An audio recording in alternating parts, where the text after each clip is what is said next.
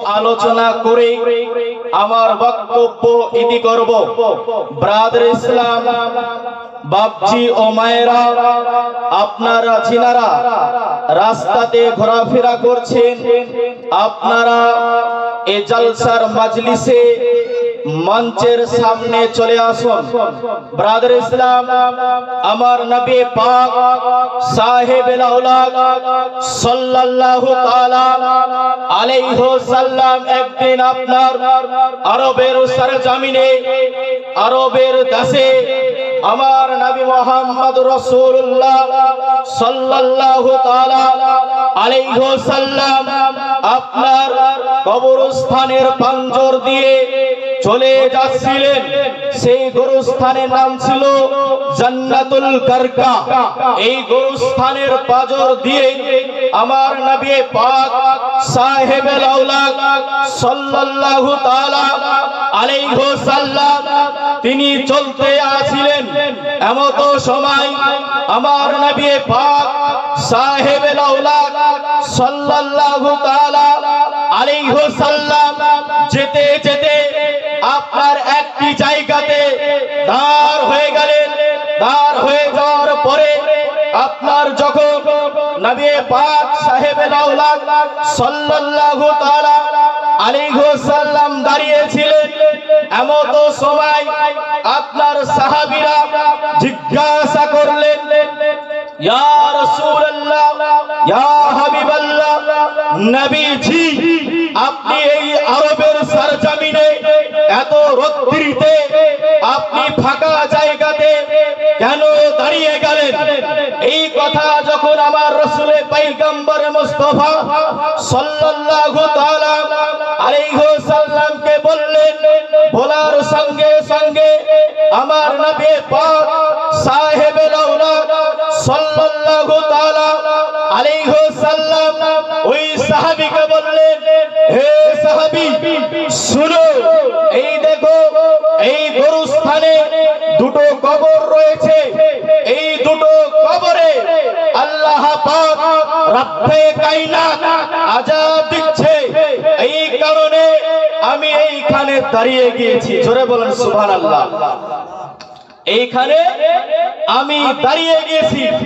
এই কথা যখন আমার নবী পাক সাহেবুল আওলাদ সাল্লাল্লাহু তাআলা আলাইহি ওয়াসাল্লাম বললেন, বলার সঙ্গে সঙ্গে আল্লাহর রাসূলকে সাহাবীরা বলল, ইয়া রাসূলুল্লাহ, ইয়া হাবিবাল্লাহ, নবীজি আমরা তাহলে এখন কি করব?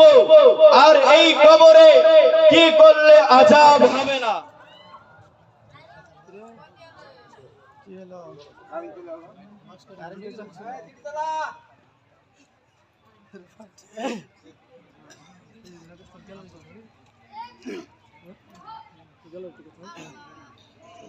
কি করলে আযাব হবে না? এই কথা যখন বলল আমার নবী পাক সাহেবুল আওলাদ সাল্লাল্লাহু তাআলা আলাইহি ওয়াসাল্লাম বলল, হে সাহাবী যাও যাও যাও, তোমরা অতি শীঘ্রই তাড়াতাড়ি করে চলে যাও। আর যাওয়ার পরে ওই দেখছো খেজুর গাছ দেখতেছো, ওই খেজুর গাছ থেকে দুটো ডাল নিয়ে এসো। কি নিয়ে এসো? দুটো ডাল নিয়ে আসো। এই কথা যখন বলল, বলার সঙ্গে সঙ্গে আপনার সাহাবীরা দুটো ডাল নিয়ে আসলেন আর দুটো কবরে পুঁতে দিলেন। জোরে বলেন সুবহানাল্লাহ। এই কথা যখন আপনার ওই ডাল দুটো পোতা হয়ে গেল, পোতার পরে আমার নবী পাক সাহেবুল আওলাদ সাল্লাল্লাহু তাআলা আলাইহি ওয়াসাল্লামকে বললেন, সাহাবীরা, ইয়া রাসূলুল্লাহ, ইয়া হাবিবাল্লাহ, নবীজি বলেন বলেন তাহলে এই কবরে কতদিন পর্যন্ত আযাব হবে না? আমার নবী পাক সাহেবুল আওলাদ সাল্লাল্লাহু তাআলা আলাইহি ওয়াসাল্লাম বললেন, এই দুটো ডাল যতদিন তাজা থাকবে ততদিন পর্যন্ত আযাব হবে না। জোরে বলেন সুবহানাল্লাহ। তো বিরাদর ইসলাম, বোঝা গেল আমার নবী পাক সাহেবের আওলাদ সাল্লাল্লাহু তাআলা আলাইহি ওয়াসাল্লাম রাস্তা দিয়ে চলতেছিলেন, এমন সময় আপনার কবরে আযাব হচ্ছিল। এটাও আমার রাসূলে পয়গম্বর জানতে পেরেছেন। জোরে বলেন সুবহানাল্লাহ। হে বিরাদর ইসলাম, আমি মহান রব্বে কায়নাতের যে পাক কালামুল্লাহ শরীফ হইতে আয়াত পেশ করেছি, সে আয়াতকে সামনে রেখে আর একটা ঘটনা বলে শেষ করব। বিরাদর ইসলাম, বলেন আম্বিয়াগণ আপন আপন কবরে জীবিত না মৃত? এই বিরাদর ইসলাম বলেন, জীবিত না মৃত? আম্বিয়াগণ আপন আপন কবরে জীবিত। এবার আপনারা বলবেন, মৌলভী সাহেব হাদিস দেখান, কোন হাদিসের মধ্যে রয়েছে যে আম্বিয়াগণ জীবিত রয়েছে? বিরাদর ইসলাম, আপনি হাদিস শরীফ উঠান মিসকাত শরীফ। মিসকাত শরীফের আপনার 121 পেজের মধ্যে বলতেছে, হাদিসের রাবি আন আবু দারদা ক্বালা রাসূলুল্লাহ সাল্লাল্লাহু তাআলা আলাইহি ওয়াসাল্লাম ইন্নাল্লাহা হারামা আলাল আরদি আন তাকুলা আস-সাদাল আম্বিয়া ওয়া নাবিয়ুল্লাহি হাইয়ুন ইরজাকুন। জোরে বলুন সুবহানাল্লাহ।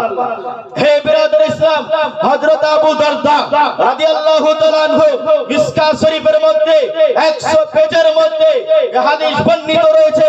এই হাদিসের মধ্যে বলতেছে যে আম্বিয়াগণ আপন আপন কবরে জীবিত রয়েছে, তাদের শরীরকে মাটিতে স্পর্শ করে না। জোরে বলুন সুবহানাল্লাহ। মাটিতে স্পর্শ করে না। হে বিরাদর ইসলাম, একটা হাদিস দিলাম, আর একটা হাদিস দিই। আরেকজন সাহাবী আপনার বলতেছে, আন আউস ইবনে আউস ক্বালা রাসূলুল্লাহ সাল্লাল্লাহু তাআলা আলাইহি ওয়াসাল্লাম ইন্নাল্লাহা হারামা আলাল আরদি আস-সাদাল আম্বিয়া। হযরত আউস বিন আউস রাদিয়াল্লাহু তাআলা আনহু, হযরত আউস রাদিয়াল্লাহু তাআলা আনহু, তিনিও আপনার এই হাদিসটা আপনার নাসাই শরীফের মধ্যে বর্ণিত রয়েছে। এই হাদিস শরীফ আপনার রয়েছে আবু দাউদ শরীফে বর্ণিত রয়েছে।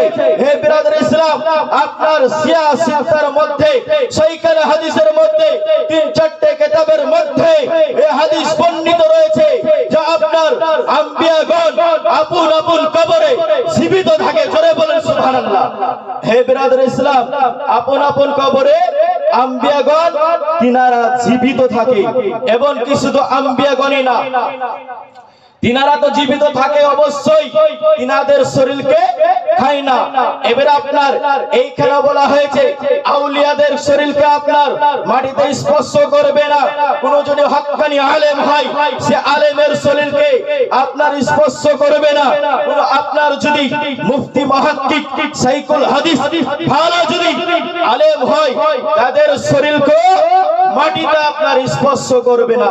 হে ব্রাদার ইসলাম, বোঝা গেল সাহাবীগণ আপনার আপন আপন কবরে তিনারা জীবিত, আম্বিয়াগণ আপন আপন কবরে জীবিত, আপনার পীর ওলি আউলিয়া আপন আপন কবরে জীবিত। হে ব্রাদার ইসলাম, আপনারা বলেন যে মৃত ব্যক্তির জন্য নামাজ কি পড়া যাবে? মৃত ব্যক্তির জন্য নামাজ পড়া যাবে না যাবে না? যে ব্যক্তি মারা যায় তার জন্য নামাজ পড়া চলবে না, তাই কি না? আপনার আসুন, আপনার হযরতে দেখেন আপনার তিনারা নবীগণ আম্বিয়াগণ ইনারা জীবিত, আপন আপন কবরে তিনারা সালাত আদায় করে। আপনার হজের টাইম হলে তিনারা হজ করতে যান। হে ব্রাদার ইসলাম, তিনাদেরকে আপনার রিজিক আল্লাহ পাক রব্বে কায়নাত দিয়ে থাকেন। হে ব্রাদার ইসলাম, বোঝা গেল তাহলে আম্বিয়াগণ তিনারা জীবিত। এবারে আপনার কোরআন থেকে বলি, জায়েদ পেশ করেছিলাম কোরআন শরীফ, বাল আহয়াউ ওয়ালাকিন লা তাশউরুন, যে আম্বিয়াগণ তিনারা জীবিত, তিনাদেরকে তোমরা মৃত্যু বলিও না, তিনাদেরকে তোমরা মৃত্যু বলিও না। হে ব্রাদার ইসলাম, বোঝা গেল তাহলে ইনারা আপন আপন কবরে জীবিত রয়েছে। রয়েছে, তাই কি না? যদি কোনো ব্যক্তি বলে মৃত্যু, হে ব্রাদার ইসলাম, আপনারা তাদেরকে বলবেন হাদিস নাও ভাই, আপনারা তাদেরকে হাদিস, এই হাদিস যেগুলা বললাম এই হাদিসগুলা দিবেন। এই হাদিস দিলে তারা বুঝতে পারবে। হে ব্রাদার ইসলাম, দেখুন আপনি যখন মৃত্যুবরণ করবেন, কবরে যখন যাবেন, আপনি কবরে যাওয়ার পরে আপনি যখন কবরে যাবেন, কবরে আপনাকে কি প্রশ্ন করা হবে? কবরে আপনাকে কি প্রশ্ন করা হবে? আপনাকে তিনটি প্রশ্ন করা হবে, তাই কি না? এবারে আপনি যদি তিনটি প্রশ্নের যদি উত্তর না দিতে পারেন, তাহলে কি আপনাকে জান্নাত দিবে? জান্নাত দিবে না। হে ব্রাদার ইসলাম, দেখেন আপনি যখন মৃত্যুবরণ করবেন, আপনাকে কবরে যখন রেখে আসবে, এবারে আপনার কবরে ফেরেশতা আসবে। আসার পরে আপনার ওই কবরে ফেরেশতারা এসে আপনাকে সওয়াল করবে। কি করবে? সওয়াল করবে। সেই সওয়াল যখন করবে, ওই সওয়ালের জবাব আপনাকে দিতে হবে, তাই কি না? তো ব্রাদার ইসলাম, কবরে আপনারা যখন যাবেন, আপনাদেরকে কি প্রশ্ন করা হবে? আল্লাহ পাক রব্বে কায়নাতের ফেরেশতা এসে আপনাকে উঠাবে। উঠানোর পরে প্রশ্ন করবে, হে বলো বলো, তুমি তো দুনিয়ার বুকে বাস করে আসলে, দুনিয়ার বুকে তুমি দুনিয়ার বুক থেকে আসলে, দুনিয়ার বুকে তুমি কি করে এসেছো? এই কথা যখন বলবে, বলার পরে বলবে, বলো বলো তোমার আল্লাহ পাক, তোমার রব কে ছিল? এই কথা যখন বলবে, তখন আপনি যদি ঈমানদার ব্যক্তি হয়ে থাকেন, আপনার যদি আমল ঠিক থাকে, আপনি বলবেন যে আমার রব ছিল আল্লাহ। কি বলবেন? আল্লাহ ছিল। এবার আপনাকে আবার প্রশ্ন করা হবে, বলবে মা দিনুকা, তোমার দিন কি ছিল? তোমার দিন কি ছিল? এই কথা যখন জিজ্ঞাসা করবে, আপনি ঈমানদার মুত্তাকিন ব্যক্তি হলে পরে বলবেন আমার দিন ছিল ইসলাম। দিন কি ছিল? ইসলাম ছিল। আপনাকে আরেকটা প্রশ্ন করা হবে, মা কুনতা তাকুলু ফি হাক্কিল হাজা রাসূল, বলো বলো তোমরা এই ব্যক্তির নামে কি জানো? এই ব্যক্তির ব্যাপারে তোমরা কি জানো? এই কথা জিজ্ঞাসা করা হবে। এই ব্যক্তিরা কোন ব্যক্তি? এই ব্যক্তিরা কোন ব্যক্তির কথা জিজ্ঞাসা করা হবে? হে ব্রাদার ইসলাম, যেই ব্যক্তির কথা জিজ্ঞাসা করা হবে, ওটা হলো আমাদের নবী পাক সাহেবে আওলাদ সাল্লাল্লাহু তাআলা আলাইহি ওয়াসাল্লাম। যেই নবীর আমরা উম্মাহ, ওই নবীর কথা জিজ্ঞাসা করা হবে। এবার যদি আপনি নবীকে ভালোবাসে থাকেন, নবীর কথা যদি আপনি স্মরণ করে থাকেন, নবীর উপরে দুরূদ ও সালাম যদি পড়ে থাকেন, তাহলে আপনি বলবেন যে নবী পাক সাহেবে আওলাদ সাল্লাল্লাহু তাআলা আলাইহি ওয়াসাল্লাম আমার রাসূল ছিল। কে ছিল? আমাদের রাসূল ছিল। এবার আপনি বলেন, কবরে আপনার একজন ব্যক্তি আসবে, যখন আপনার সওয়াল করা হবে, সেই ব্যক্তিকে আসবে। ওই জায়গাতে আপনার যখন প্রশ্ন করা হবে, ওই জায়গাতে আমার নবী পাক সাহেবে আওলাদ সাল্লাল্লাহু তাআলা আলাইহি ওয়াসাল্লাম তিনি হাজির থাকবেন। জোরে বলুন সুবহানাল্লাহ। তো ব্রাদার ইসলাম, বোঝা গেল যে আমার নবী পাক সাহেবে আওলাদ সাল্লাল্লাহু তাআলা আলাইহি ওয়াসাল্লাম তিনি জীবিত। আপনার কবরে তিনি আসবে, আর ওই সওয়াল আপনি যখন করবে, সওয়ালের জবাব আপনি দিবেন। আর যদি আপনি মুমিন ব্যক্তি না হয়ে থাকেন, আপনি যদি পরেশগার ব্যক্তি না হয়ে থাকেন, তাহলে কিন্তু আপনি সেই সওয়ালের জবাব দিতে পারবেন না। যখন সওয়ালের জবাব না দিতে পারবেন, এবার আপনার কি করা হবে? আল্লাহ পাক রব্বে কায়নাত ফেরেশতাকে ডাক দিয়ে বলবে, হে ফেরেশতা, যাও যাও চলে যাও, জাহান্নামী পোশাক নিয়ে যাও, আর জাহান্নামী পোশাক নিয়ে গিয়ে জাহান্নামী পোশাক পরিয়ে দাও, তাকে জাহান্নামে দিয়ে দাও। এবার আপনি যখন ওই প্রশ্নের সওয়ালের জবাব দিয়ে দিবেন, এবার আপনাকে কি করা হবে? আল্লাহ পাক রব্বে কায়নাত জান্নাতি ফেরেশতাদেরকে ডাক দিয়ে বলবে, হে জান্নাতি ফেরেশতা, যাও যাও চলে যাও, জান্নাতি পোশাক নিয়ে গিয়ে তাদেরকে জান্নাতি পোশাক পরিয়ে দাও, আর তাকে জান্নাত দিয়ে দাও। হে ব্রাদার ইসলাম, দেখুন আমাদেরকে আপনার জান্নাত পেতে হলে কি করতে হবে? আমাদেরকে জান্নাত পেতে হলে কি করতে হবে? জান্নাত পেতে হলে নামাজ পড়তে হবে, তাই কি না? নামাজ না পড়লে জান্নাত পাবো? পাবো না। তো ব্রাদার ইসলাম, দেখেন এই নামাজ আপনি কিভাবে পড়বেন, নামাজ আপনাকে কিভাবে আদায় করতে হবে। হে ব্রাদার ইসলাম, আসুন আপনার এই নামাজকে কিভাবে আদায় করতে হবে আর কিভাবে পড়তে হবে আমার নবী পাক সাহেবেল আওলাদ সাল্লাল্লাহু তাআলা আলাইহি ওয়াসাল্লাম তিনি বলে গিয়েছেন হাদিস শরীফে, আপনার দেখিয়ে দিয়ে গিয়েছে যে নামাজ আপনাকে কিভাবে আদায় করতে হবে। হে ব্রাদার ইসলাম, দেখুন একজন সাহাবী হযরত আলী রাদিয়াল্লাহু তাআলা আনহু তিনি আপনার নামাজ আদায় করতেছে, সালাত আদায় করবে। এবার আপনারা দেখেন হযরত আলী রাদিয়াল্লাহু তাআলা আনহু আপনার একটি যুদ্ধতে গিয়েছিল। ওই যুদ্ধতে যাওয়ার পরে হযরত আলী রাদিয়াল্লাহু তাআলা আনহুর আপনার জাঙ্ঘে পায়ে তীর লেগে গিয়েছিল। ওই তীরটিকে আপনার নামাজের বাইরে বের করতে পারতেছিলেন না, এত চেষ্টা করেছিল, এত চেষ্টা করেছিল।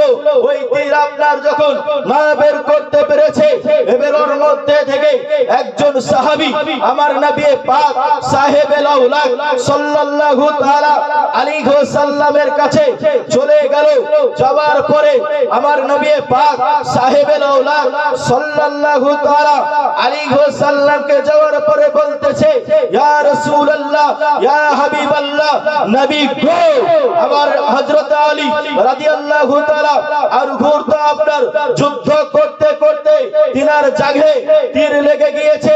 ওই তীরটিকে আমরা বের করতে পারছি না। ইয়া রাসূলুল্লাহ, ইয়া হাবিবাল্লাহ, নবীজি ওই তীরটিকে আমরা কিভাবে বের করব? ওই তীরটিকে আমরা কিভাবে বের করব? এই কথা যখন বলল আমার দয়ার নবী, মায়ার নবী, নবী মুহাম্মদ রাসূলুল্লাহ সাল্লাল্লাহু তাআলা আলাইহি ওয়াসাল্লাম বললেন, সাহাবী শুনো, যখন হযরত আলী রাদিয়াল্লাহু তাআলা আনহু যখন নামাজ পড়বে, নামাজে হালাতে অবস্থায় যখন থাকবে, ওই সময়তে তোমরা ওই তীরটিকে টান দিয়ে বের করে নিবে। এই কথা যখন বললো, বলার সঙ্গে সঙ্গে ওই আপনার জানে ওই সাহাবী চলে আসলো। আসার পরে হযরত আলী রাদিয়াল্লাহু তাআলা আনহু আপনার নামাজ পড়ছে, নামাজে নত রয়েছে। এমন সময় একজন সাহাবী ওই তীরটিকে আপনার টান দিয়ে বের করে নিল। কি করে নিল? ওই তীরটিকে আপনার টান দিয়ে বের করে নিল। যখন ওই তীরটিকে বের করে নাই, হযরত আলী রাদিয়াল্লাহু তাআলা আনহু আপনার বিন্দু পরিমাণ কোন রকমের ব্যথা অনুভব করলেন না। হে বিরাদর ইসলাম, যখন ব্যথা অনুভব না করে, এই জন্য আপনার যখন হযরত আলী রাদিয়াল্লাহু তাআলা আনহু আপনার ডানে বামে সালাম ফিরালেন, সালাম ফিরানোর পরে হযরত আলী রাদিয়াল্লাহু তাআলা আনহু দেখছেন তিনার জাঙ্ঘে তীর নাই, তিনার জাঙ্ঘে তীর নাই। এই কথা যখন বলল, দেখলো, দেখার সঙ্গে সঙ্গে হযরত আলী রাদিয়াল্লাহু তাআলা আনহু আপনার বলল যে, এ শুনো শুনো, এ সাহাবীরা শুনো, বলো আমার জাঙ্ঘে যে তীরটি ছিল, ওই তীরটিকে কোন ব্যক্তি বের করেছো? ওই সাহাবী তখন বলল, আমি তোমার তীরটিকে বের করেছি। কোন সময় বের করেছো? বলল যে, শুনেন আলী, আপনি যখন নামাজ পড়ছিলেন ওই সময়তে আপনার তীরকে বের করেছি। জোরে বলেন সুবহানাল্লাহ। হে ব্রাদার ইসলাম, দেখেন নামাজে আপনার যে নামাজের বাইরে যে তীরটিকে বের করতে পারছিলেন না, ওই তীরটিকে আপনার নামাজের ভিতরে বের করেছেন। আর দেখেন আমরা কেমন নামাজি, আমরা কিভাবে নামাজ আদায় করি, যে আমাদেরকে যদি মশাতে কামড় দেয় তাও বলে যে মশা লেগেছে, তাই কি না? তো ব্রাদার ইসলাম, তিনাদের নামাজ ছিল এই রকম যে আপনার নামাজ পড়তে করত। তো নামাজে এত মহাব্বত, এত দিল ছিল নামাজের মধ্যে যে তারা নামাজের মধ্যেই আল্লাহ পাক রব্বে কায়নাতকে স্মরণ করত। বিরাদর ইসলাম, বোঝা গেল তাহলে নামাজ কিভাবে পড়তে হবে। যেই রকম ভাবে সাহাবীগণেরা নামাজ পড়েছে ওই রকম ভাবে আমাদেরকে নামাজ পড়তে হবে, তাই কিনা? চলেন আরেকজন সাহাবী হযরতে, তো বিরাদর ইসলাম সময় খুব অল্প, এই জন্য আমার বক্তব্য এখানেই ইতি করছি। বলা ও ভাষার মধ্যে যদি হয়ে থাকে কোন রকমের ভুল ত্রুটি, আমাকে আপনারা ছোট ভাই বা ছেলে হিসাবে ক্ষমা করবেন। আর হাদিস ও কোরআন থেকে যদি কোন রকমের হয়ে থাকে ভুল ত্রুটি, আমি মহান রব্বে কায়নাতের কাছ থেকে ক্ষমা চাই। সকলেই পড়েন আস্তাগফিরুল্লাহ রাব্বি মিন কুল্লি যামবি ওয়া আতুবু ইলাইহি লা হাওলা ওয়ালা কুওয়াতা ইল্লা বিল্লাহিল আলিয়্যিল আযীম।